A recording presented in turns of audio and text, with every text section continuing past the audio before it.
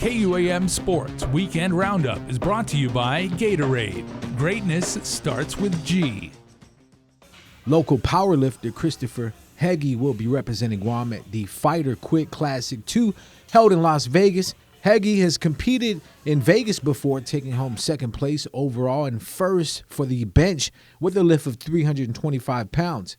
Heggie is dedicating this year's meet to his wife, who passed away a few months ago in a car accident. Got powered through, I got a lot of support. After my wife passed away, everything just went downhill.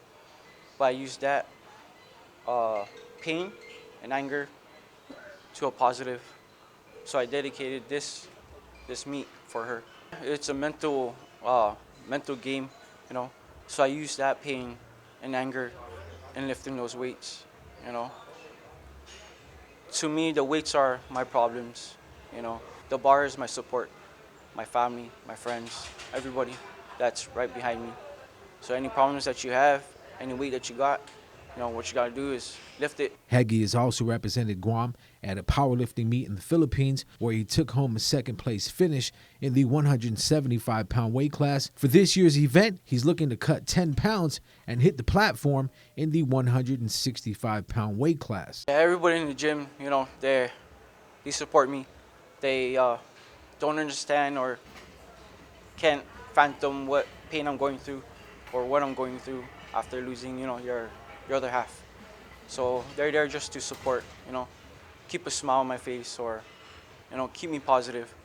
So them alone is pushing me more and more and more. So in squat, I'm trying to aim for 455 or higher. Bench is moderate, 340, 335. Then my deadlift, I want to hit 485 to 500. Chris started his prep for the competition 4 months ago. You can find him at Paradise Fitness 3 to 4 times a week. The goal is to step on the podium and medal in Vegas. That's the goal I wanted, was to represent her and represent Guam, bring home a medal for her. So I will bring a medal home, and then I will be putting it on her grave. My name is Frank Florig, and I'm the president and CEO of Special Olympics Guam.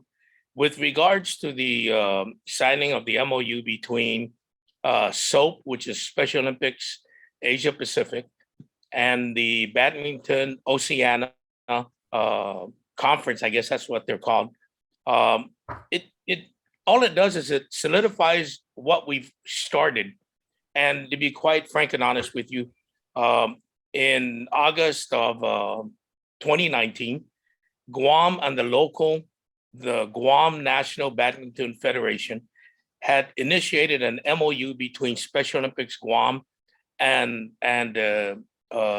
GNBC or GNBF here on Guam. I want to note that what the signing of that does is all it does is solidify what we've already started. I know at the very beginning, the Badminton Oceania didn't really think it was a good idea, and they didn't provide much support to the local federation. It was the local federation that found monies to supply Special Olympics with, I believe it was well over 60 badminton rackets. And these are not the cheap rackets. These are actually ones that I believe the pros use. So they provided us that. They provided coaching. They also took some of our coaches and actually put them through shuttle time. And that's the start of what you're seeing today between the Badminton Oceania Conference and Special Olympics Asia Pacific. Well, let's talk about what you guys have in store in the future. You guys are really hard at work with lining up events for our athletes for when things do clear up and for them to get back into the action and into the swing of things. What we've done is we've actually taken the year and we've broken down into trimesters. The first event we're looking at is in April, and that's going to be badminton. In August, we're going to have softball, and then ending the year with the Guam Football Association partnering again with us and having soccer for our athletes that include our unified partner. Denise David has been riding motorcycles for the past 18 years. She attended the femwalla fundraising event located in California last month. Denise marked the trip off her bucket list as she was able to experience what it was like to be a professional rider. I took advantage of that, took the opportunity. I wanted to see what it feels like to be on the track and see all the women that's out there. And it's not only men can do it, also women. So I felt comfortable enough to be on that track. Ran a bike, ran the whole thing, got a pit crew and everything.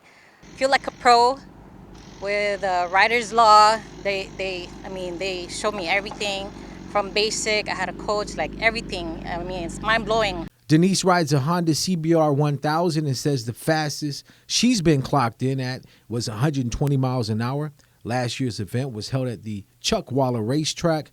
The event is held once a year to help raise funds for the Unforgettables charity organization.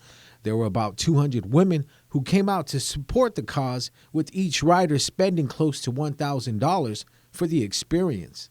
When I'm on the bike, I feel free like a bird, and it's my happy place. It's therapeutical. It's just you and the bike. You sync together. You got to trust the bike.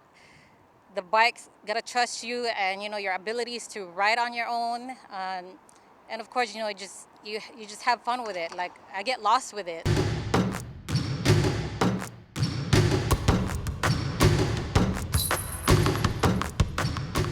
For Buckets of the Week, we flash back to our men's national team when they faced Taipei at the UOG Calvo Fieldhouse. Ben Borja, corner 3, buckets. Tomas Calvo setting up the play, waits for the screen and pulls up for the 3-piece, buckets. Ty Wesley with the moves to get to the rim. Spin, baseline off glass for the bucket. Darren Hetchanova works his way to the basket. Nice move to get inside the paint, getting the home court bounce. 2-piece. Takumi Simon spotting up in the corner, waiting to get his grub on. Order up for another 3-piece, buckets. Don't forget to send us your best shots. DM our KUAM News on Instagram or hit me up at sho@kuam.com. In programming news on KUAM TV 11, Monday, January 31st at 6 in the morning, NFL on CBS. The AFC Championship game, Joe Burrow and the Cincinnati Bengals at Kansas City Chiefs, led by Patrick Mahomes. Winner moves on to this year's Super Bowl. KUAM Sports Weekend Roundup is brought to you by Gatorade. Greatness starts with G.